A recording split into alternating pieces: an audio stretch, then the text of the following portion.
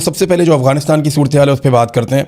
एक तो वज़ीर आला खैबर पख्तूनख्वा का बयान भी आ गया है और ये बयान मैं आपको जानबूझकर पढ़ के सुना रहा हूँ क्योंकि इससे पहले मैंने आपको बताया था पाकिस्तान तहरीक इंसाफ का ऑफिशियल मौक़िफ़ क्या है। फिर पाकिस्तान तहरीक इंसाफ के वो लोग जिनको पाकिस्तान की मिलिट्री एस्टेब्लिशमेंट से शदीद गिले हैं, जो ये कहते हैं कि हम पे बहुत जुल्म हो रहा है, जो ये कहते हैं कि मिलिट्री क़यादत पॉलिसी के तहत पाकिस्तान तहरीक इंसाफ को कुचल रही है, वो लोग जो मिलिट्री ऑपरेशन पाकिस्तान में होने के ख़िलाफ़ हैं और वो ये कहते हैं कि मिलिट्री क़यादत वसाइल पे कब्ज़े के लिए खैबर पख्तूनख्वा के हालात को जानबूझ के ख़राब कर रही है, वो लोग भी जो पाकिस्तान तहरीक इंसाफ के हार्ड लाइनर्स हैं, वो भी गुज़िश्ता रात जब झड़पें हुई हैं अफगानिस्तान और पाकिस्तान के बीच में, तो वो पाकिस्तान के नैरेटिव के साथ खड़े हुए। बहुत पॉजिटिव बात है। आज इसकी गवाही दी है DGISPR ने कि पूरी कौम उनके साथ खड़ी हुई है। यानी DGISPR ने ये इसको ज़रा सनद रखा जाए और महफूज रखा जाए और बवक्त ज़रूरत ये काम आएगा कि इन्होंने अपने मुंह से कहा कि सारे पाकिस्तान के साथ खड़े हुए हैं, लेकिन हमले फिर आपको पता है कि 24 घंटे भी नहीं गुजरे और पाकिस्तान तहरीक इंसाफ पर हमले शुरू कर दिए गए हैं। लेकिन पहले ज़रा वज़ीर आला का स्टेटमेंट आप देख लें। सुहेल आफरीदी ने कहा, पाकिस्तान के एक एक इंच की हिफाजत हम सबका कौमी फरीज़ा है। किसी को सरहदी इलाकों की सलामती पर समझौता नहीं करने देंगे। पाक अफगान सरहद पर किसी भी किस्म की इश्तियाल अंगेज़ी और बैरूनी जारहियत की मजम्मत करते हैं। कौमी सलामती पर कोई समझौता नहीं होगा। ये जनाब खैबर पख्तूनख्वा की हुकूमत है जिस पर इल्ज़ामात लगाए जाते। देखिए, सुहेल आफरीदी ने भी स्टेटमेंट दे दिया, सबने दे दिया। ज़रा एक चीज़ मैं आपको क्लियर कर दूं कि इस वक्त जो हुकूमत के हमायती हैं या जो इस वक्त एस्टेब्लिशमेंट के हमायती हैं, जैसे कि फजल रहमान साहब हैं, जैसे कि ANP के ML वली खान साहब हैं, तो इन लोगों ने बिल्कुल हमायत नहीं की पाकिस्तानी फोर्सेस की उस तरह से। यानी इन लोगों ने जंग को एक गलत चीज़ करार दिया, जंग रोकने की बात की फजल रहमान साहब की पार्टी ने और ANP ने कैटेगोरिकली उन्होंने इसकी शदीद मुखालफत की है। जबकि पाकिस्तान तहरीक इंसाफ जो है वो खड़ी हुई है इस मामले के ऊपर कि नहीं, अफगानिस्तान ने ज़्यादती की, हमारे पर हमला नहीं करना चाहिए था। ये तहरीक इंसाफ का मौक़िफ़ है। तो ANP और फजल रहमान का मौक़िफ़ तहरीक इंसाफ से मुख्तलिफ है। देखिए ना, अब ये फजल रहमान साहब का आप स्टेटमेंट देख लें, ये BBC के ऊपर छपा हुआ है। हेडलाइन इसकी ये है कि पाकिस्तान की शिकायत जायज़ मगर अफगानिस्तान की खुद मुख्तारी और दाखिली मुश्किलात का एहतराम भी ज़रूरी है। ये फजल रहमान साहब का स्टेटमेंट है। इससे पहले हाफिज़ हमदुल्ला साहब का स्टेटमेंट भी आ गया था। यानी उन्होंने ये बाकायदा उनका एक बयान जारी हुआ है कि पाकिस्तान की शिकायत जायज़ है, लेकिन अफगानिस्तान की जो दाखिली मामलात हैं उनकी जो खुद मुख्तारी है उसका एहतराम भी होना चाहिए। तो ये उन्होंने पाकिस्तान की हुकूमत पे भी एक तरह का एलिगेशन लगाया। अगर ये स्टेटमेंट पाकिस्तान तहरीक इंसाफ देती ना तो तबाहियां फिर जानी थी पाकिस्तान के अंदर। जो स्टेटमेंट ML वली खान ने दिया है ना, वो स्टेटमेंट अगर पाकिस्तान तहरीक इंसाफ देती ना तो मुल्क के अंदर फतवे लग जाने थे गद्दारियों के। आज तहरीक इंसाफ ने कोई भी ऐसा मुतनाज़ स्टेटमेंट नहीं दिया या किसी भी जगह पे उन्होंने तालिबान की सपोर्ट नहीं की। इसके बावजूद PMLN के या एस्टेब्लिशमेंट के जो टाउट्स हैं और वो जो अकाउंट्स हैं वो लगातार सारा मलबा पाकिस्तान तहरीक इंसाफ पे डाल रहे हैं। 24 घंटे भी नहीं गुजरे। देखो, मलबा डालना तो पता किस पे डालना, मैं आपको एक बंदे की आवाज़ सुनाता हूँ। ये देखें, ये बंदा, और पाकिस्तान की बदकिस्मती है ये पाकिस्तान का आर्मी चीफ रहा है। ये आवाज़ आप सुनने जा रहे हैं ज़ियाउल हक की। इसकी आवाज़ सुने कि ये इन अफगानों के बारे में क्या कहता था। ये देखें। नहीं, आपको मतलब कर रहा कि अगर खुदा न करे किसी तरह से अफगानों को शिकस्त हो गई है तो फिर आपका पहला नंबर आता है पाकिस्तान में। ये तो भाई हमारी जंग लड़ रहे हैं, अपनी नहीं पाकिस्तान की जंग लड़ रहे हैं। इसलिए अगर और कुछ नहीं करते तो कम से कम दुआ के लिए तो हाथ उठाई कि अल्लाह ताला इन अफगान मुजाहिदों को कामयाबी अता फरमाए। उनकी आज़ादी के साथ हमारी आज़ादी। आप ये नहीं जानिए कि अगर आज उनको तक पहुंच गया तो पाकिस्तान की ईद से ईद बच जाएगी। लोग इस चीज को समझते नहीं, वो ये समझते हैं कि गठबंधन जो हमारे के अंदर उठ रहा है ये सिर्फ अफगानों के लिए।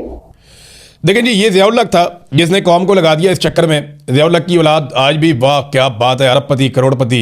इसी तरह जो जनरल अख्तर अब्दुर्रहमान, उनकी औलादें अरबपति करोड़पति, बेशुमार जर्नैल उस टाइम पे जब अफगान वॉर पाकिस्तान सहूलतकारी कर रहा था और ये उस वक्त जहादी थे सारे तालिबान, तो उस वक्त पाकिस्तान के जर्नैल दुनिया के अमीर तरीन जर्नैल बन रहे थे। आज भी हैं, उनकी औलादें बैठ के खा रही हैं, मौजें नहीं लगी उनकी। तो ये ज़ियाउल हक का स्टेटमेंट है, ये किसी और का नहीं है। पाकिस्तान का आर्मी चीफ था, ये गंद मारा ही पाकिस्तान की आर्मी ने है। ये जो भी किया इन्होंने किया है। एक जर्नैल आता है वो कहता है जी ये मुजाहिद है, बेहतरीन है, अल्लाह इन्हें सलामत रखे, इनका साथ देना है, पैसे कमा लेता है। दूसरा आता है दुश्मन है, मारो इनको, वो फिर पैसे कमा लेता है। तीसरा आता है, अब ये सारा जो है ना, ये एस्टेब्लिशमेंट की पॉलिसी होती है। लोग बिला वजह जज्बाती हो जाते हैं, सियासी लोग जो हैं वो बयानिया की लड़ाई में लग जाते हैं। अब वो अता तारड़ बेचारा बयानिया बना रहा है। अब इंफॉर्मेशन मिनिस्टर की टीम है, वो पहले सारे बच्चे बुच्चे जो हैं उनकी वीडियोज आई हुई हैं, किसी की गाने की आई हुई है, किसी की किसी और हरकत की आई हुई है, और ये बच्चे अता तारड़ के साथ देखे भी गए हैं कुछ वीडियोज़ के अंदर। अब ये इन्होंने एक मीडिया सेल बनाया हुआ है ना जिस पे ये ट्रोलिंग करते हैं और ये बयानियां बनाने की लड़ाई लड़ते हैं। तो ये जालसाजी तो अब सारी पॉलिटिकल पार्टीज करती हैं। पाकिस्तान तहरीक इंसाफ के पास एक ऑर्गेनिक सेटअप है बहुत बड़ा, यानी उनकी सपोर्ट बहुत बड़ी है सोशल मीडिया पे। तो क्योंकि देखिए आम जो सोशल मीडिया का सारिफ है उसके अंदर एक नाराज़गी है, दो वजूहात हैं। ये पाकिस्तान की एस्टेब्लिशमेंट को, मिलिट्री एस्टेब्लिशमेंट को ये बात समझनी पड़ेगी कि आम आदमी का रिस्पॉन्स वैसा क्यों नहीं होता। दो वजूहत हैं। नंबर एक, ये भारत से आप नहीं लड़े, आप अफगानिस्तान से लड़े, तो यहां पे उस तरह के जज्बात नहीं हो सकते, नंबर एक। और नंबर दो ये है कि मिलिट्री एस्टेब्लिशमेंट से अवाम की एक नाराजगी है कि आपने बड़ी बदतमीजी की है पाकिस्तान में और बड़ी बेहूदगी की है पाकिस्तान में, मारा है पाकिस्तानियों को और ज्यादती की है, सियासत में मुदाखलत की है, और उसके बेशुमार सबूत मौजूद हैं, पूरी दुनिया में आवाज़ें उठ रही हैं। तो बयानिया की लड़ाई में ये बच्चों ने कोई वीडियो बनवा दिया, अच्छा जी, और ये वो पता नहीं क्या कुछ वो कह रहे हैं, 6-7 बच्चे हैं, वो पूरे पाकिस्तान में मजाक उड़वा दिया और सरकारी सतह पे वो वीडियो बना के उसको जारी भी कर दिया। और इंतहाई थर्ड क्लास किस्म का कंटेंट है, कुछ उसके अंदर नहीं, वो देख के हंसी आ रही है। किसी नॉर्मल से टिकटॉकर को पकड़ लेते ना और उसे कहते कि हमें कंटेंट बना दो, तो वो इससे कई गुना बेहतर कंटेंट बना देता। ये अभी आप देखेंगे ऑन खोसा का आएगा कोई ना कोई कंटेंट, वो जब भी आएगा तो आप सर पकड़ के बैठ जाएंगे। एक नया आइडिया होगा, अछूता आइडिया होगा, अकेला आदमी बैठकर काम करेगा और वो ऐसा कंटेंट देगा कि आप हंसेंगे भी, आप इंजॉय भी करेंगे और उसमें आपको मैसेज भी मिलेगा। बेशुमार और लोग हैं, बेशुमार और लोग हैं, उनका कंटेंट आएगा, देखिएगा 30 सेकंड में 50 सेकंड में वो काम कर देंगे कि आप हैरान हो जाएंगे। लेकिन ये इस काबिल ही नहीं है। एक तो पढ़े लिखे नहीं है, दूसरा इनको समझ ही नहीं है और ये इनकी फील्ड ही नहीं है। ये जबरान इलियास की मिन्नत कर लें तो उनको कह दें जनाब थोड़ा सा कंटेंट बना दें, तो देखो वो कैसा आपको बनवा देते हैं। लेकिन अता तारड़ के बस की बात नहीं है, ये पाकिस्तान की बदनसीबी है। देखिए ना, वो कंटेंट इसमें फारग है, कॉन्सेप्ट बिल्कुल फारग, स्क्रिप्ट बिल्कुल फारग, एक्टिंग थर्ड क्लास किस्म की, फिर पिक्चराइजेशन भी उसकी फारग है, फिर एडिटिंग बिल्कुल ही फारग है उसके अंदर। तो ये एक गांव में बैठा हुआ टिकटॉकर जो है वो इससे बेहतर काम कर लेता है। देखें ना, उसको अंदर जो जुमले हैं वो अफगानियों, भाई आप अफगानिस्तान के सारे लोगों को मुखातिब कर रहे हैं। आपका जो नेशनल नैरेटिव है वो ये है कि अफगानी अच्छी कौम है, उन्हें ये हक है कि वो अपने हुक्मरान खुद चुने। अब पाकिस्तान के अंदर पाकिस्तान की मिलिट्री एस्टेब्लिशमेंट ने ये हक नहीं दिया पाकिस्तानियों को कि वो अपने हुक्मरान चुने। इसी तरह अफगानिस्तान के अंदर तालिबान ने वहां की आवाम को हक नहीं दिया कि वो अपने हुक्मरान चुने। तो ये अफगानियों कहकर ना एक नस्ल प्रस्ताना किस्म का स्टेटमेंट उसमें दिया, तंदूर पे रोटियां लगाने वाले, ये क्या चीज़ है? ये कंटेंट है कोई डूब मरना चाहिए, अजीबोगरीब किस्म का कंटेंट बना दिया। इससे अच्छा कंटेंट तो वो चाहत फतेह अली खान जो है वो बना देते हैं, बेहतरीन कंटेंट। इससे बेहतर चाहत फतेह अली खान को देखकर लोग एंजॉय कर लेते हैं। अब पीटीआई पे जो है ना ये जंग डालना शुरू कर दी है, 24 घंटे भी नहीं गुजरे अभी लड़ाई को, और कुछ ड्रोन आकर गिरे हैं। इसकी जो डेवलपमेंट है थोड़ी सी आपको बता देता हूँ। DGISPR के मुताबिक सैकड़ों दहशतगर्द मारे हैं उन्होंने अफगानिस्तान में, जबकि अफगानिस्तान हुकूमत का मौक़िफ़ बिल्कुल मुख्तलिफ है। पाकिस्तान का मौक़िफ़ है कि हमारे 12 जवान शहीद हुए हैं, जबकि अफगानिस्तान जो है वो इससे ज़्यादा का दावा कर रहा है। तो दोनों तरफ के दावे अपनी जगह पे, अभी कोई रिपोर्टें वगैरह आ जाएंगी, लेकिन लड़ाई से गुरेज करना चाहिए दोनों ममालिक को। अफगानिस्तान को पाकिस्तान के साथ बैठ के बात करनी चाहिए और दहशतगर्दी का मसला हमेशा के लिए हल करना चाहिए, क्योंकि जब तक ये दहशतगर्दी का मसला रहेगा तब तक पाकिस्तान को भी प्रॉब्लम रहेगी और अफगानिस्तान को भी प्रॉब्लम रहेगी। इस मसले को हल करने के लिए बैठकर बातचीत हो सकती है। ड्रोन्स आकर गिरे जी एबटाबाद में, स्वाबी में, नौशहरा में, और ये ड्रोन्स गिराए गए हैं, कुछ आकर गिरे हैं और इनसे कोई बहुत बड़ा नुकसान तो नहीं हुआ, लेकिन गर्ल्स स्कूल स्वाबी का जो है वो तबाह हुआ, उसका एक हिस्सा ड्रोन गिरने के नतीजे में। उसकी फुटेज भी जारी की गई है। तो ये अफसोसनाक चीज़ें हैं जो हो रही हैं। नवाज शरीफ अभी तक चुप है। मैं अभी देख रहा था, नवाज शरीफ का कोई स्टेटमेंट नहीं आया। फजल रहमान का भी आ गया, ANP का भी आ गया, पीपल्स पार्टी भी बोल पड़ी थोड़ा बहुत, PTI के भी स्टेटमेंट आ गए, लेकिन नवाज शरीफ अभी तक बिल्कुल चुप है, कोई बातचीत नहीं कर रहा। नवाज शरीफ की पार्टी बड़ी मुतहर्रिक है। पाकिस्तानी एक टिकटॉकर हैं बख्ती रहमान, ये दाढ़ी शाड़ी रखी हुई है बड़ी उन्होंने। अब कोई लोग कहते हैं थोड़ा सा ज़हनी तौर पर भी ये हिले हुए हैं, नॉर्मल नहीं है, कुछ लोग ये कहते हैं। और वो बख्ती रहमान को जो है ना वो अफगान तालिबान का कमांडर करके उसको मार दिया जंग में इन्होंने। ये नून लीग की हालत है। यानी नून लीग ने अगर मीडिया सेल चलाना है ना, और नून लीग ने अगर नैरेटिव संभालना है, तो फिर नैरेटिव का अल्लाह ही हाफिज है। जो इनकी सोचने समझने की सलाहियत है ना, वो बेनज़ीर की गंदी तस्वीरों से आगे आज तक नहीं गई। इनकी सोचने समझने की सलाहियत जो है वो औरतों के ऊपर हमले करने से आगे अभी तक नहीं गई। ये वुल्नरेबल को मारते हैं, ये कभी भी सही बयानिया नहीं बना पाते। बयानिया की लड़ाई में ये जीत ही नहीं पाएंगे, क्योंकि ये पिछली सदी में रह गए और पाकिस्तान अगली सदी में चला गया। वो बख्ती रहमान बेचारा, वो बारिश किस्म का एक टिकटॉकर है, उसको उठा के तालिबान कमांडर कह के जनाब उन्होंने मार दिया और इन्होंने सोशल मीडिया के ऊपर उसको वायरल कर दिया। वो बेचारे लोग परेशान है कि यार ये तो टिकटॉकर था। तो इस किस्म का बयानिया जब ये बनाते हैं ना, तो पाकिस्तान का मजाक उड़ता है, इससे गुरेज करना चाहिए। अच्छा नाजरीन, एक चीज़ बार बार कही जाती है कि जनाब PTI ये क्यों करती है, वो क्यों करती है, अवाम ये क्यों करती है। देखें, बात यह है कि जिस वक्त पाकिस्तान या भारत या पाकिस्तान अफगानिस्तान की लड़ाई हो रही होती है ना, उस वक्त भी पाकिस्तान की एस्टेब्लिशमेंट अपना जुल्म बंद नहीं करती पाकिस्तानियों के ऊपर। लेकिन अगर पाकिस्तानियों के ऊपर अपना जुल्म बंद करें तो पाकिस्तानी को बात भी करें ना। अब मुल्क की सबसे बड़ी जमात है और इसके फॉलोअर्स के ऊपर आप जुल्म जारी रखें, उस वक्त भी जब आपकी जंग हो रही है भारत के साथ या अफगानिस्तान के साथ, तो फिर आप उनके जो सपोर्टर्स हैं, जो आम पाकिस्तानी हैं, उनसे आप क्या तवक्को करते हैं कि वो अन्य वहाँ आके खड़े हो जाएंगे? अभी लोग जुल्म को जुल्म ही कहेंगे। यानी वो ये कहते हैं कि जब तक हमारी किसी बार बार से लड़ाई चल रही है ना, आप हमारे जुल्म को जुल्म ना कहें, असल में मुतालबा तो यही है ना कि जब तक हम किसी बाहर वाले के साथ लड़ रहे हैं, आप हमारे जुल्म को जुल्म ना कहें।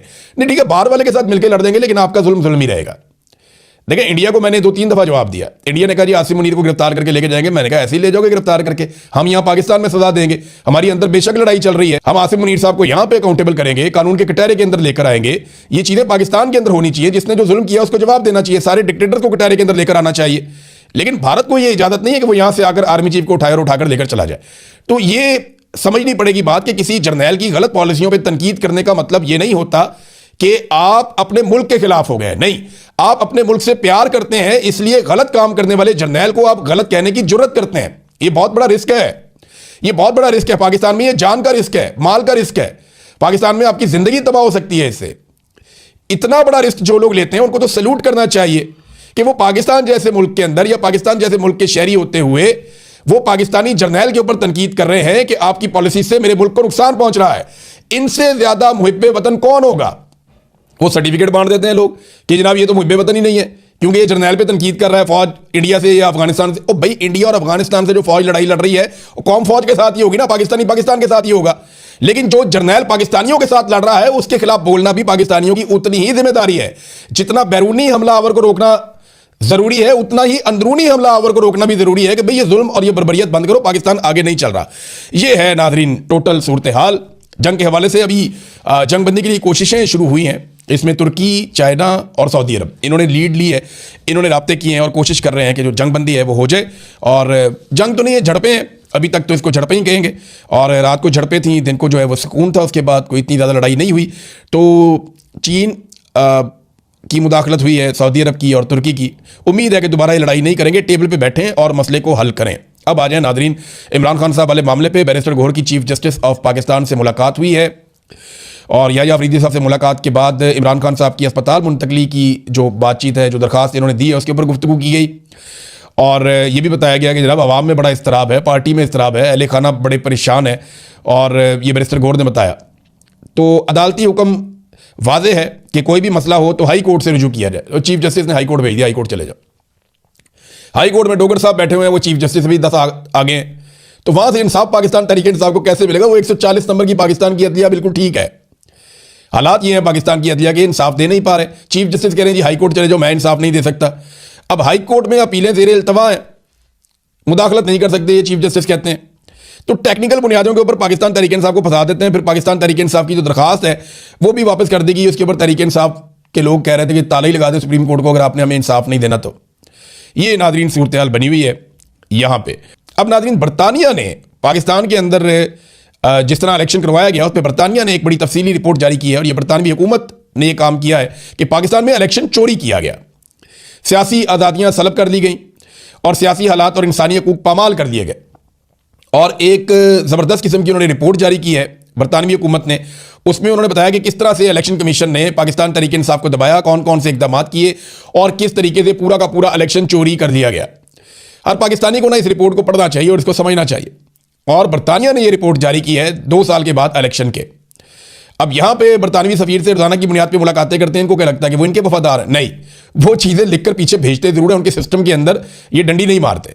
तो बरतानिया से ये आवाज़ें उठना शुरू हो गई हैं कि 8 फरवरी 2024 के इंतखाबात के बाद पाकिस्तान तहरीक इंसाफ जीती थी, लेकिन पूरा इलेक्शन छीन कर दूसरे लोगों को दे दिया गया। सियासतदानों को सारों को आज़ाद उम्मीदवार के तौर पर इलेक्शन लड़ना पड़ा, जो पीटीआई से उनका ताल्लुक था। उन्हें मजबूर किया गया और इजहार राय के ऊपर पाबंदी लगा दी गई। इज्तिमा की आज़ादी उन्हें नहीं दी गई, उन्हें लेवल प्लेइंग फील्ड नहीं दी गई, उन्हें बहुत ज़्यादा हरासा किया गया, उनके लोगों को अगवा किया गया, इंतखाबी निशान उनसे छीन लिया गया, मोबाइल फ़ोन सर्विस मुअत्तल कर दी गई और इलेक्शन के इंतखाबात रोक लिए गए और बाद में रद्दोबदल कर दी गई और इस किस्म की धांधली हुई इलेक्शन में। ये जनाब बरतानिया ने एक रिपोर्ट जारी की है पाकिस्तान में होने वाली इलेक्शन की धांधली के हवाले से। ट्रांसपेरेंसी इंटरनेशनल ने एक लेटर लिखा है जनाब, और ये लेटर उन्होंने लिखा है पंजाब गवर्नमेंट को। तैयारा इनके गले पड़ना शुरू हो गया है। ट्रांसपेरेंसी इंटरनेशनल का वज़ीर आला पंजाब मरियम नवाज को तैयारे की खरीदारी के हवाले से एक खत आया। मुबैना तौर पर गल्फ स्ट्रीम G500 की खरीदारी में पेपरा रूल्स की खिलाफ वर्जी की गई है। ओपन बोली ना करवाने से शफाफियत, तरीकाकार की पाबंदी और रकम के दुरुस्त इस्तेमाल से मुताल्लिक संगीन खदशात पैदा होते हैं। एक तो तैयारा खरीदा, वो भी 2 नंबर तरीके से। एक तो तैयारा खरीद लिया, इतना महंगा, दुनिया का सबसे महंगा तैयारा जो किसी गरीब मुल्क का हुक्मरान सोच भी नहीं सकता। इतना महंगा तैयारा शहजादी साहिबा ने खरीद लिया और उसके लिए रूल्स को भी वायलेट कर दिया। यानी वो पाबंदी भी नहीं की। ये सवाल पूछ रहा है ट्रांसपेरेंसी इंटरनेशनल। वो कह रहे हैं जी ये संगीन खदशात पैदा होते हैं रकम के गलत इस्तेमाल के। वज़ीर आला तयन करें कि महकमा खजाना, मनसूबाबंदी और तरक्की या मुतल्लिका इदारों ने अवामी टेंडर के बगैर खरीदारी की इजाज़त क्यों दी, यानी खुफिया खरीदारी क्यों की, आपने बताया क्यों नहीं कि आप एक तैयारा लेने लगे हैं। भी बता देते तो बिस्ती होती बहुत ज़्यादा। नाज़रीन, एक इंपॉर्टेंट खबर यह है कि ईमान मज़ारी और हादी अली चट्ठा साहब का केस जो है वो जज आसिफ खान साहब की अदालत में लगा हुआ था। वो तारीख ही नहीं दे पा रहे। वो कभी एक सहाफ़ी की तरफ देखते हैं, कभी दूसरे की तरफ देखते हैं, कभी वो सोचते हैं केस मैं करूं क्या इसका। ओ भाई, इतनी तनख्वाह आपको मिल रही है, आपको हाईकोर्ट का जज लगाया हुआ है। थोड़ा अर्सा पहले जब आपके बेटे को इंसाफ चाहिए था तो 4 दिन के अंदर आपका बेटा 2 कतरों के अंदर बरी होकर घर चला गया। यानी इनका बेटा बगैर लाइसेंस के छोटी उम्र के अंदर गाड़ी भगा रहा था। गाड़ी भी गैर कानूनी थी, नॉन कस्टम, और उस गाड़ी के नीचे 2 खवातीन को कुचलकर हलाक कर दिया। 4 दिन के अंदर घर चला गया। कैसा इंसाफ मिला जज आसिफ के बेटे को। और दूसरी तरफ उसी जज की अदालत में केस आता है कि ट्वीट किया हुआ एक मियां बीवी ने, बीवी प्रेग्नेंट है और उन्हें गिरफ्तार किया हुआ 1 महीने से ज्यादा हो गया और वो पड़े हुए हैं जनाब जेल के अंदर। और इस पे जज साहब जो है बगले झांक रहे हैं कि करना क्या है इसका केस का। ये हालात है नाजरीन पाकिस्तान की अदालत की। तो मेरे ख्याल में जज साहब आप वैसा इंसाफ दे दें या उससे आधा ही दे दें जितना इंसाफ आपने अपने बेटे को दिलवाया। जैसा इंसाफ पाकिस्तान में आपके बेटे को मिला है ना, हम चाहते हैं वैसा ही इंसाफ पाकिस्तानियों को मिल जाए। और भी वैसा ना मिल जाए तो थोड़ा सा मिल जाए, उसका 10% भी अगर आप दें ना ईमान मज़ारी को, तो ईमान मज़ारी को अपने घर पे होना चाहिए इस वक्त। और वो तारीख लेने के लिए बेचारे वकील जो हैं वो दर बदर फिर रहे हैं कि जनाब हमें तारीख तो दे दें, हमारी तारीख तो लगा दें। ये हालात हो गए हैं और ये पाकिस्तान की एस्टेब्लिशमेंट है ना, वो कहते हैं इनको अंदर करो तो अंदर कर देते हैं, भैया बाहर नहीं आना चाहिए तो जज कहते हैं ठीक है जी नहीं आएंगे बाहर। ये हालात हो गए हैं इमरान खान के साथ भी, मारंग बलोच के साथ भी, यास्मीन राशिद के साथ भी, जो अडियाला जेल में सारे कैद हैं, या जितने लोग कोट लखपत जेल में भी कैद है पाकिस्तान तहरीक इंसाफ की क़यादत, सबके साथ यही हो रहा है। नाज़रीन, आखिर में मैं आपको एक खबर दे दूं कि चीन ने भी अपने शहरियों को कह दिया कि फौरन ईरान से निकल जाए और ईरान की तरफ सफ़र ना करें।